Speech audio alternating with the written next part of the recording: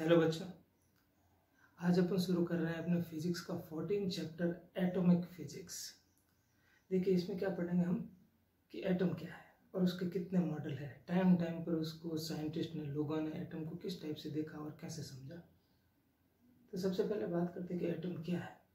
तो एटम क्या है कि कोई भी जो मैटर होता है वो कुछ बहुत ही छोटे छोटे पार्टिकल से मिलकर बना है और उस छोटे से हम पार्टिकल को एटम बोल रहे हैं। अब वो कैसा है, उसकी क्या प्रॉपर्टी है, कैसा दिखता है, उसके लिए टाइम टाइम के साथ अलग अलग मॉडल आए और वो अपडेट होते रहे। जैसे कि सबसे पहले हमको मॉडल मिला वो था डाल्टन का मॉडल। देखो डाल्टन के मॉडल के अंदर क्या था कि सिर्फ इतना सा बताया था कि एटम जो है वो एक इनडिविजिबल पार्ट है किसी भी मैटर का। मान लीजिए कोई मेरे पास एक ऑब्जेक्ट है, हम किसी भी अगर ऑब्जेक्ट की बात करें, जैसे कि ये एक ऑब्जेक्ट है, ये मैटर है, इसके छोटे छोटे टुकड़े करते चले जाओ, लास्ट में जो एक सबसे छोटा टुकड़ा बचेगा जिसको और नहीं तोड़ा जा सकता, जो सबसे स्मॉलेस्ट यूनिट होगी इस मैटर की, उस स्मॉलेस्ट यूनिट को हम क्या बोलेंगे? एटम। ये था डाल्टन का मॉडल। ठीक है, सिर्फ इतना सा कि मान लीजिए कि कोई मैटर है तो उसको अपन अगर तोड़ते चले जाएं तो जो उसका सबसे लास्ट में स्मॉलेस्ट पार्ट बचता है वो है एटम। तो जनरल यहां से शुरुआत हुआ और इसके मॉडल के बाद में हमारे पास मॉडल आया वाटरमेलन मॉडल या प्लम पुडिंग मॉडल या फिर थॉमसन का मॉडल। अलग अलग नाम से हम इसको पहले भी सुन चुके हैं और पढ़ चुके हैं। ठीक है, इस मॉडल में क्या था? इस मॉडल के अंदर हमें ये बताया गया कि जो एटम है वो स्फेरिकल है और उसके सब पार्ट है। जैसे कि डाल्टन ने क्या कहा था, ये स्मॉलेस्ट है, इसका कोई सब पार्ट नहीं, मतलब वो और नहीं टूटेगा। पर थॉमसन ने बताया कि वो और टूटेगा, मतलब उसके अंदर भी उसके पार्ट है। वो कौन है? वो इलेक्ट्रॉन है। तो उन्होंने अपना मॉडल कैसे बताया? जैसे कि थॉमसन मॉडल में ये बताया गया ये स्फीयर है, ये एटम है और इसके अंदर छोटे छोटे, ये जो नेगेटिव चार्ज से शो कर रहा हूं ये इलेक्ट्रॉन्स है। इलेक्ट्रॉन्स इस टाइप से जो है वो उसमें प्रेजेंट है। पॉजिटिव कौन है और नेगेटिव कौन है? नेगेटिव इलेक्ट्रॉन्स है और ये स्फीयर जो है वो खुद जो है वो पूरा का पूरा पॉजिटिव है और जो नेगेटिव है वो ये इलेक्ट्रॉन्स है। जितना नेगेटिव चार्ज इन इलेक्ट्रॉन्स का है उतना ही पॉजिटिव चार्ज जो है वो इस स्फीयर का है।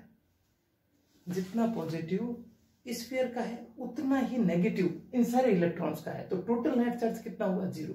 इसका मतलब एटम जो होता है वो इलेक्ट्रिकली न्यूट्रल होता है, उसके पास कोई चार्ज नहीं है। नेट चार्ज क्या है? 0 है। वाटरमेलन मॉडल क्यों बोलते हैं या प्लम पुडिंग मॉडल क्यों बोलते हैं? चलो वाटरमेलन का समझते हैं आसानी से। जैसे कि अपने पास जो वाटरमेलन होता है उसके अंदर जो रेड पोर्शन होता है वो तो पूरा का पूरा क्या है? Positively charged.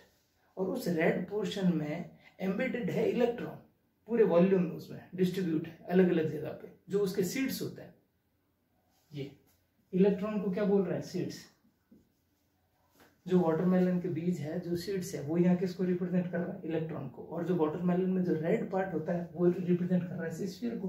तो रेड पोर्शन तो है पॉजिटिव और जो सीड्स है वो कौन है? नेगेटिव। देखने में वाटरमेलन जैसा दिखता है। तो ये हो गया हमारे वाटरमेलन। इसमें भी खूब सारे ड्रॉबैक्स थे, ऐसा नहीं है कि अपडेट हुआ। ये बस डाल्टन से हम किसके अंदर आए हैं? अभी तक सिर्फ थॉमसन में आए। तो थॉमसन के ही स्टूडेंट थे रदरफोर्ड। फिर उन्होंने एक्सपेरिमेंट किया, एल्फा स्कैटरिंग एक्सपेरिमेंट, जो कि हम आगे पढ़ने वाले भी हैं। पर ऐसा नहीं है कि हमने उसको पहले नहीं पढ़ा, हम पहले भी पढ़ चुके हैं। जिसके अंदर हम ये पढ़ते हैं कि एक बहुत ही थिन गोल्ड फॉइल होती है जिसके ऊपर बम्बारमेंट होती है एल्फा पार्टिकल्स की। फिर उस एक्सपेरिमेंट के कुछ रिजल्ट देखते हैं, उसको ऑब्जर्व करते हैं, फिर रिजल्ट निकालते हैं और एक मॉडल हमारे सामने आता है जिसमें हम ये पढ़ते हैं कि सारा का सारा मास, सारा का सारा पॉजिटिव चार्ज एक बहुत ही छोटी सी जगह के अंदर सेंटर्ड है। ठीक है, एक बहुत ही छोटी सी जगह के अंदर जो बहुत ही ज्यादा डेंसर है, जिसकी डेंसिटी बहुत हाई है, उसके अंदर सारा का सारा मास और पॉजिटिव चार्ज इकट्ठा हो रखा है बहुत ही छोटी सी जगह में, बिल्कुल एटम के सेंटर में। उस जगह को क्या बोला? न्यूक्लियस। इस टाइप से पहली पार्ट जो है वो डिस्कवरी हुई न्यूक्लियस की। इलेक्ट्रॉन कहाँ है? सारा पॉजिटिव चार्ज तो न्यूक्लियस में पड़ा है, तो नेगेटिव चार्ज कहाँ है? तो उसने कहा कि सारे इलेक्ट्रॉन्स उसके चारों ओर जो है वो रिवॉल्व कर रहे हैं, उस न्यूक्लियस के चारों ओर जो है वो रिवॉल्व कर रहे हैं। और जितना उन इलेक्ट्रॉन्स का नेगेटिव चार्ज है उतना उस न्यूक्लियस का जो है वो पॉजिटिव चार्ज है। इस हिसाब से एटम इलेक्ट्रिकली न्यूट्रल हुआ इस मॉडल में भी। ओके, पर यहाँ पर जो है वो मॉडल अपडेट हो गया, न्यूक्लियस सबसे पहले सामने आया। ठीक है ना, पर ऐसा नहीं है कि ये मॉडल भी बिल्कुल सही था, इसमें भी खूब सारे ड्रॉबैक्स थे। इसका जब अपडेट आया तो बोर का मॉडल आया। रदरफोर्ड कहता था कि इलेक्ट्रॉन न्यूक्लियस के चारों ओर कहीं भी घूम सकता है, पर बोर कहता है कि इलेक्ट्रॉन कहीं भी नहीं घूम सकता, कुछ फिक्स ऑर्बिट है, कुछ पर्टिकुलर ऑर्बिट है, सिर्फ वहीं घूमता है। उसने हमारे सोलर सिस्टम से कंपेयर किया, जैसे हमारे जो अर्थ है, जुपिटर है, ये जो प्लेनेट्स है, ये सारे सन के अराउंड कहाँ घूमते हैं, ऐसा नहीं है कि कहीं भी घूमते हैं, ये एक फिक्स ऑर्बिट में घूमते हैं। वैसे ही उसने कहा न्यूक्लियस के चारों ओर जो इलेक्ट्रॉन्स रिवॉल्व करते हैं वो कुछ फिक्स ऑर्बिट में ही रिवॉल्व करते हैं।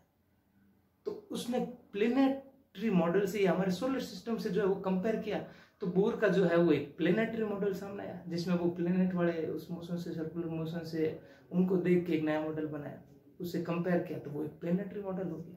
उसमें भी ड्रॉबैक्स थे। फिर उसके बाद में और अपडेट हुआ, हमारे सामने श्रोडिंगर मॉडल आया, वो हमारे सिलेबस में नहीं है, ठीक है, पर अभी तक श्रोडिंगर मॉडल को जो है वो सबसे कह सकते हैं एक्यूरेट मॉडल कहा जा सकता है, क्योंकि उसके अंदर ऐसे नहीं बताया गया था, उसने ये नहीं कहा कि इलेक्ट्रॉन चारों ओर रिवॉल्व करता है, उसने कहा कि किसी भी न्यूक्लियस के चारों ओर इलेक्ट्रॉन्स का क्लाउड होते हैं, खूब सारे इलेक्ट्रॉन इकट्ठे हो रखे होते हैं, और किसी की भी पोजीशन जो है वो नोन नहीं है, उनकी पोजीशन जो है वो अनसर्टेन है। जैसा हाइजेनबर्ग ने कहा था कि किसी भी एक पार्टिकल की जो पोजीशन और मोमेंटम होते हैं, उन दोनों को एक ही टाइम पर बिल्कुल एक्यूरेटली किसी एक चीज को नहीं बताया जा सकता। आपने हाइजेनबर्ग का अनसर्टेनिटी प्रिंसिपल पढ़ा होगा, ठीक है, पर अपन उसके बारे में ज्यादा स्टडी नहीं करेंगे, ठीक है ना, क्योंकि श्रोडिंगर मॉडल हमारे सिलेबस में नहीं है। तो इस चैप्टर में हम क्या पढ़ने वाले हैं, डाल्टन मॉडल, रदरफोर्ड मॉडल और बोर मॉडल। डाल्टन मॉडल की बिल्कुल बेसिक से स्टडी है थोड़ी सी, ठीक है, अपन डिटेल में पढ़ेंगे रदरफोर्ड और बोर के मॉडल को, क्या क्या उन्होंने बताया, उनके मॉडल कैसे थे और उनके ड्रॉबैक्स क्या थे, हर चीज के बारे में डिटेल स्टडी होगी। इसलिए अपन शुरू करेंगे सबसे पहले रदरफोर्ड वाले मॉडल से। उससे पहले जो भी बोर्ड पर रिटन है, वीडियो को पॉज करके आप ये रिटन वर्क कर लेंगे। उसके बाद में अपन पढ़ने जा रहे हैं रदरफोर्ड का अल्फा स्कैटरिंग एक्सपेरिमेंट, कैसे हुआ, क्या ऑब्जर्वेशन थे, क्या रिजल्ट थे, क्या मॉडल सामने आया, और रदरफोर्ड के मॉडल के अंदर क्या ड्रॉबैक्स रह गए, और कैसे बोर ने उनमें से कुछ ड्रॉबैक्स को जो है वो रिमूव किया। तो यहां तक रिटन वर्क करें पहले।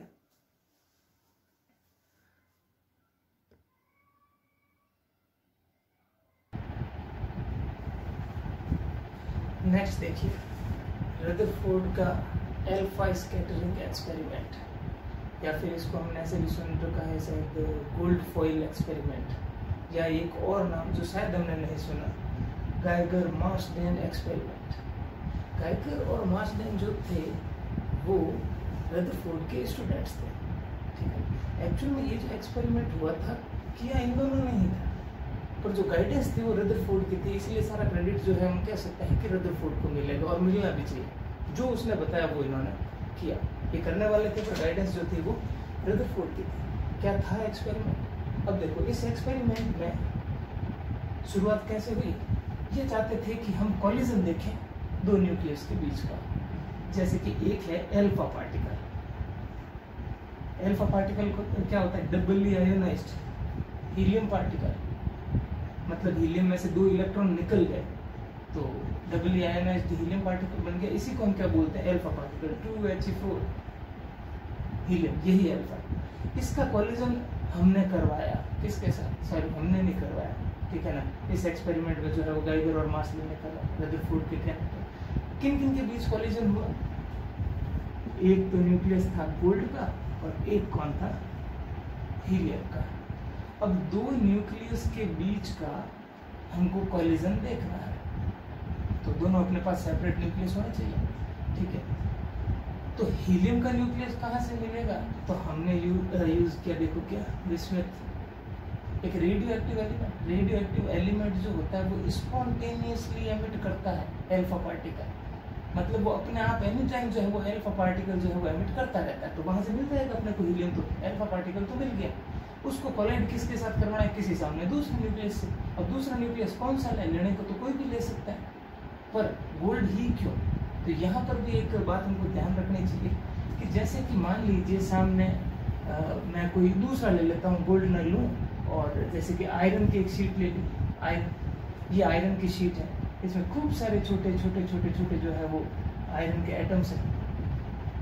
जब ये जाके कोलाइड करेगा तो सामने खूब सारा एटम है, मुझे दो न्यूक्लियस के बीच का कॉलिजन नहीं दिखेगा, खूब सारा। तो ठीक है, हम इसमें ये कर सकते हैं कि इसको कट करके थोड़े कम कर लेते हैं, इसको और पतला कर लो सीट को, थोड़ा और पतला कर लो सीट को, हो सकता है एट द एंड जाके सिर्फ एक ही न्यूक्लियस की लेयर बचे। पर हम आयरन को इतना पतला नहीं कर सकते, मीलेबल की प्रॉपर्टी उसमें नहीं है, गोल्ड के अंदर है। आप गोल्ड की शीट को बिल्कुल थिन करते चले जाओ, वो होता चला जाए। उसकी थिकनेस यहाँ पर जो रखी गई थी 10⁻⁻7 मीटर, इसलिए उन्होंने गोल्ड लिया। गोल्ड के अंदर मीलेबल की प्रॉपर्टी है, उसको जो है वो अपन मेल्ट कर करके पतला कर करके बिल्कुल थिन, इतना ज़्यादा थिन बना सकते हैं कि वो ट्रांसपेरेंट ही हो जाए, इतना ज़्यादा थिन।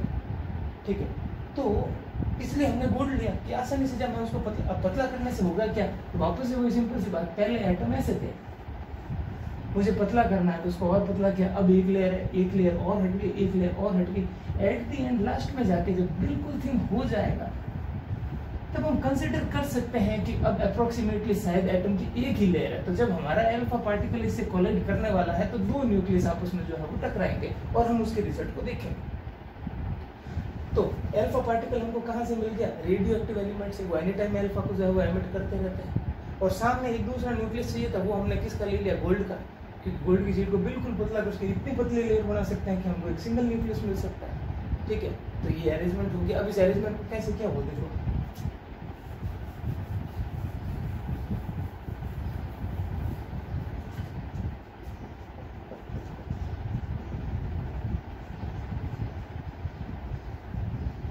Experimental arrangement.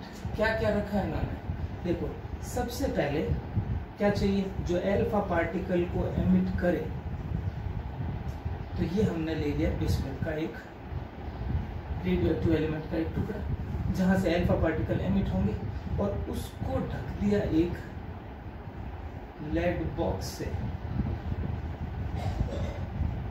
क्योंकि लेड जो होता है वो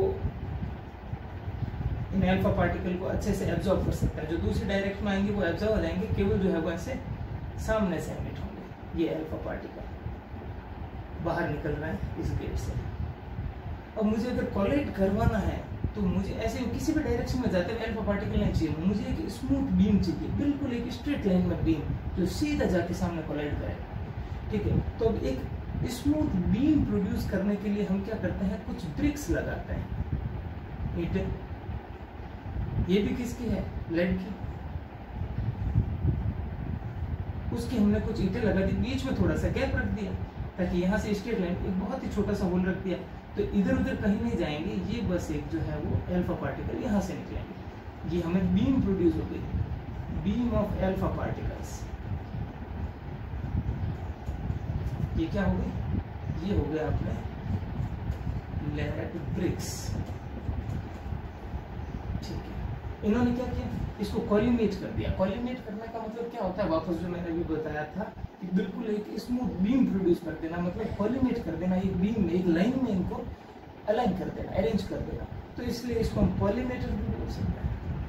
कॉलिमेटर, ये डिवाइस कॉलिमेटर हो गया, जो इनको कॉलिमेट कर रहा है, मतलब एक स्ट्रेट लाइन में रखना। ठीक है, एक बीम मिल गई, वो बीम आगे बढ़ते हुए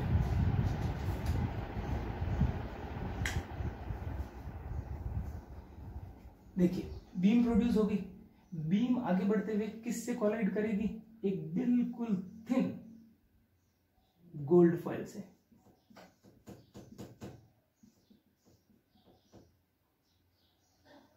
थिन की वजह अपन समझ चुके हैं, कितनी थिन, तो थिकनेस 10⁻⁻7 मीटर अप्रोक्सीमेटली।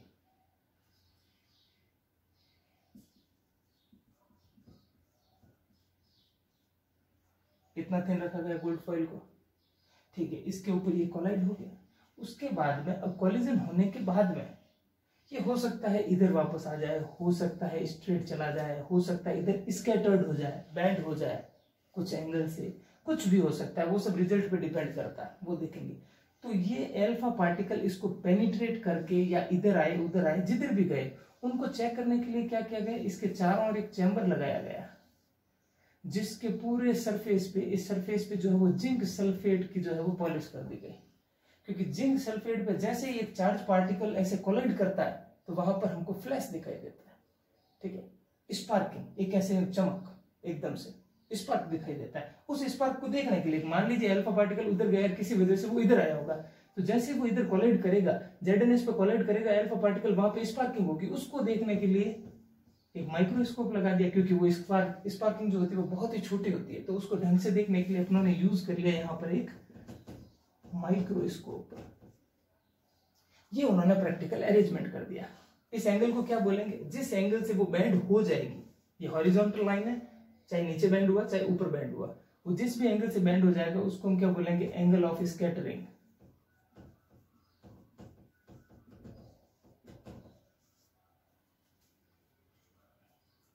तो ये उनका जो था वो एक्सपेरिमेंटल अरेंजमेंट था। अब देखेंगे ऑब्जर्वेशन क्या क्या हुआ उसमें। यहां तक लिखने के बाद ऑब्जर्वेशन देखते हैं।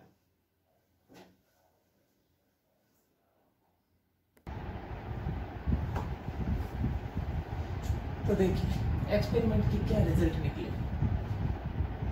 जब अल्फा पार्टिकल गोल्ड फॉइल पे कोलाइड हुआ तो जो रिजल्ट हमारे सामने आए उससे एक नया मॉडल तैयार हुआ एटम का।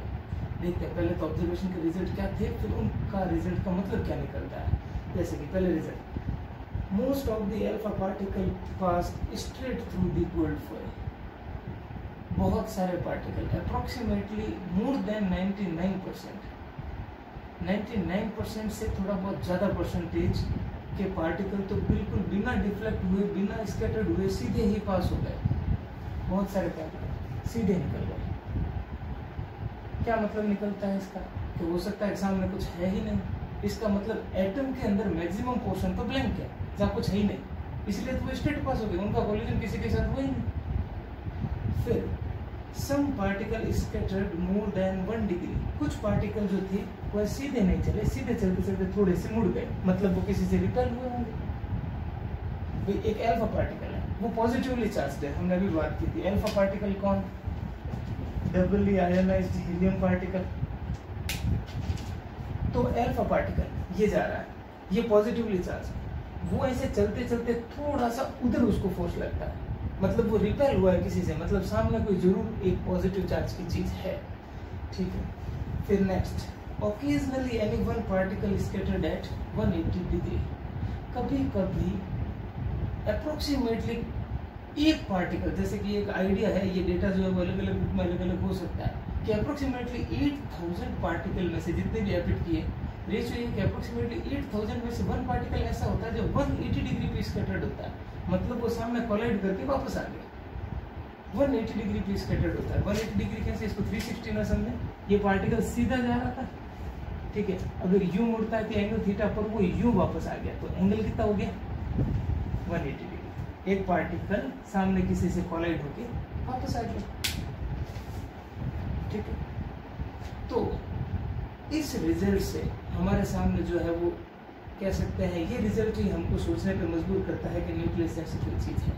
अगर अल्फा पार्टिकल सामने टकरा के किसी से वापस आ रहा है तो ये कब पॉसिबल है, क्योंकि alpha particle high kinetic energy पे था, वो जा रहा था, ठीक है, वो उसको पेनिट्रेट करके निकल सकता था, पर नहीं, वो वापस आ गया। इसका मतलब सामने जरूर कोई बहुत ही डेंसर चीज है, मतलब बहुत ही सॉलिड चीज है जिसकी डेंसिटी बहुत ज्यादा हाई है।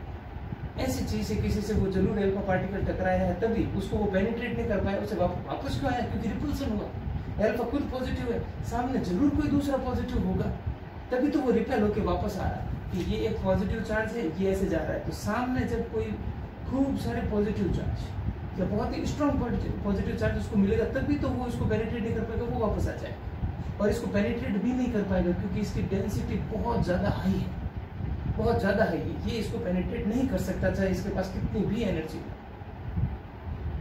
तो यहां से सबसे पहले हमारे सामने वर्ड आता है न्यूक्लियस, कि एटम का मोस्ट ऑफ द पार्ट जो है वो मोर देन 99% वो तो है ब्लैंक, और पूरे एटम का सारा मास एक बहुत ही छोटी सी जगह में सेंटर्ड हो रखा है, और सारा पॉजिटिव चार्ज भी वही है। मास पूरा हाई डेंसिटी के साथ यहाँ पर इकट्ठा हो गया एक बहुत ही छोटी सी जगह में, सारा पॉजिटिव चार्ज भी उसी के पास है, उस छोटी सी जगह को कहा जाता है न्यूक्लियस। तो इस टाइप से न्यूक्लियस की डिस्कवरी हुई रदरफोर्ड के एक्सपेरिमेंट। तो देखते हैं इसके क्या रिजल्ट रहे, और अब रिजल्ट्स को लिख देंगे। पहले आप ऑब्जर्वेशन लिखेंगे, उसके बाद में जो है वो रिजल्ट लिखेंगे।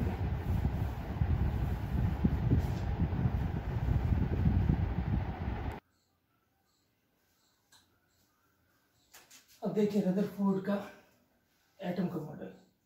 अल्फा स्कैटरिंग एक्सपेरिमेंट से जो हमें ऑब्जर्वेशन मिले उनसे हम इसका एक मॉडल बनाते हैं तो क्या पता लगता है, जैसे कि वो हम पहले ही देख चुके हैं कि एक पार्टिकल जो है वो 180 डिग्री पर जो वापस आ जाता है, रिबाउंड होता है, स्कैटर्ड होता है। इसका मतलब क्या हुआ कि सामने जो है वो जरूर हाई डेंसिटी की कोई चीज है, मतलब सारा का सारा मास अप्रोक्सीमेटली वहीं इकट्ठा हो रखा है, और रिपेल हुआ है मतलब सारा पॉजिटिव चार्ज भी वहीं इकट्ठा हो रखा है। तो पहली चीज तो यही हो गई कि सारा का सारा एटम का जो पॉजिटिव चार्ज है वो, और अप्रोक्सीमेटली सारा का सारा जो मास है वो इलेक्ट्रॉन को छोड़ के, इलेक्ट्रॉन्स को छोड़ देंगे, बाकी सारा जो भी मास है वो सारा एक बहुत ही एक स्मॉल रीजन में इकट्ठा हो रखा है, बहुत छोटी सी जगह में इकट्ठा हो रखा है। उस छोटी सी जगह को अपन क्या बोलते हैं, न्यूक्लियस। रदरफोर्ड ने अपनी कैलकुलेशन में एटम और न्यूक्लियस की अप्रोक्सीमेटली साइज भी बताई कि एटम की साइज जो अप्रोक्सीमेटली 10 टू द पावर -10 के ऑर्डर में है, जबकि न्यूक्लियस की साइज जो है वो approximately 10 to the power -15 metre के ऑर्डर में है। ये अप्रोक्सीमेटली रिजल्ट है, इनकी कैलकुलेशन अपने सिलेबस में यहाँ नहीं है। अब देखिए तीसरी बात, फिर कहा तो इलेक्ट्रॉन कहाँ है, क्योंकि सेंटर में तो सारा का सारा मास और पॉजिटिव चार्ज है, तो नेगेटिव चार्ज कहाँ है, तो इलेक्ट्रॉन कहाँ है, वो सारे के सारे उसके चारों ओर जो है वो सर्कुलर ऑर्बिट के अंदर रिवॉल्व कर रहे हैं। जैसे सन के चारों ओर प्लेनेट रिवॉल्व करते हैं और वो उसके अंदर नहीं गिरते, ठीक है, उसी टाइप से इलेक्ट्रॉन जो है वो चारों ओर न्यूक्लियस के चारों ओर रिवॉल्व कर रहे हैं और वो उसके अंदर नहीं गिर रहे हैं। ये उसका मॉडल था। अब इसके क्या ड्रॉबैक्स है वो अपन नेक्स्ट क्लास के अंदर देखेंगे। यहाँ तक रिटर्न वर्क करें।